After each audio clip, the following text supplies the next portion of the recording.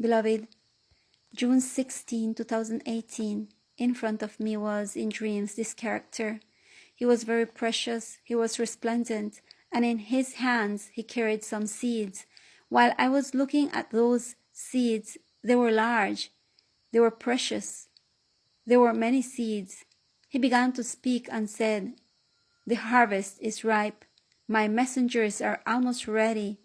They are the ones who will divide the whole world in two, in the chaff and in the wheat, with my message.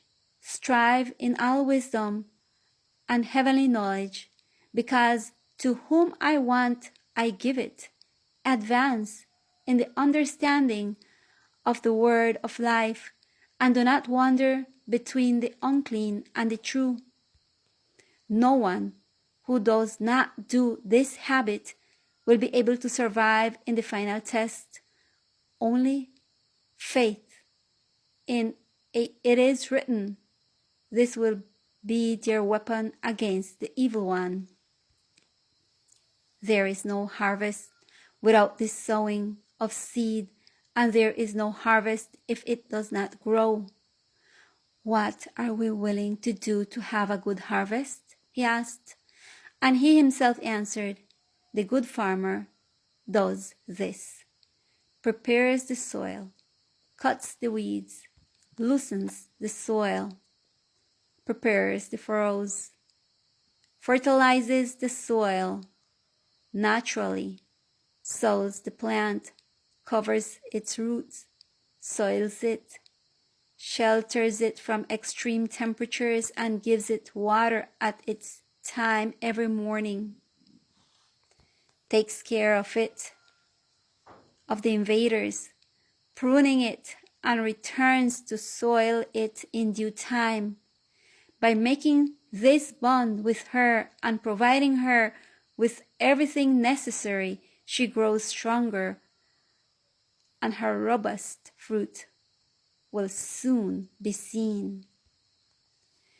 By bearing fruit, it will require more food and more watering, feeding weekly and watering twice daily while it maintains its fruit. It refreshes its roots for a good assimilation of food, and it refreshes the soil with hay to preserve its moisture. Do these cares in my garden, because it is a gift from God. Collect my rain in due time and give thanks, giving, and take care of this precious gift, since each being depends on it to survive. All this and even more does the good farmer.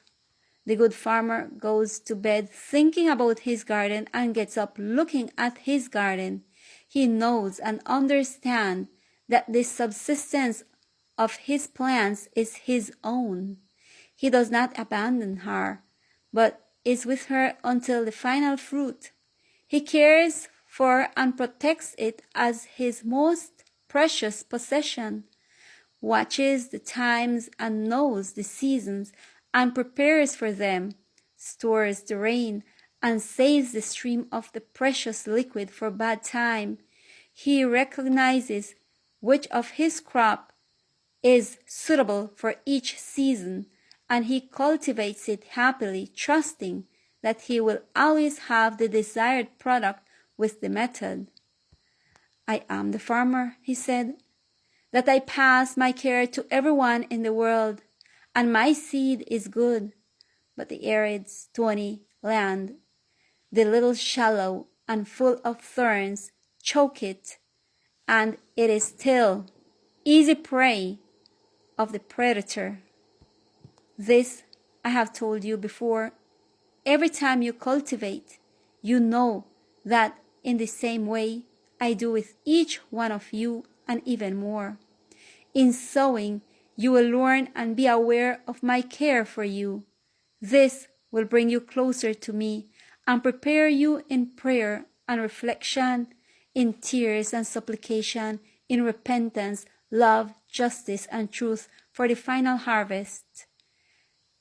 My books are open to this knowledge. Seek me, and you will find me, because you will seek me with all your heart, and I will heal your land and bring the rain in due time, if my people humble themselves and invoke my name with clean hands and with a contrite and humbled heart, and those you will find rest for your souls, and you will be satisfied. After this, beloved, I was given a few verses. Colossians chapter 2 verse 9, Matthew chapter 13, Mark chapter 4, Luke chapter 8, 2 Chronicles chapter 7 verse 12 to 22, Colossians chapter 4 verse 5, 1 Samuel chapter 2 verse 9, Habakkuk chapter 2 verse 9, Philippians chapter 2 verse 9 to 11, Hosea chapter 2 verse 8 to 9, Colossians chapter 2 verse 4, Obadiah chapter 1 verse 3, Micah chapter 4 verse 6 to 13, Proverbs chapter 2, Revelations chapter 22 verse 1 to 7. I hope in the Lord that this will be a blessing for each one, starting with me first, and we realize that the good farmer wants each of us to be prepared for what is already upon us. May the Lord bless you all.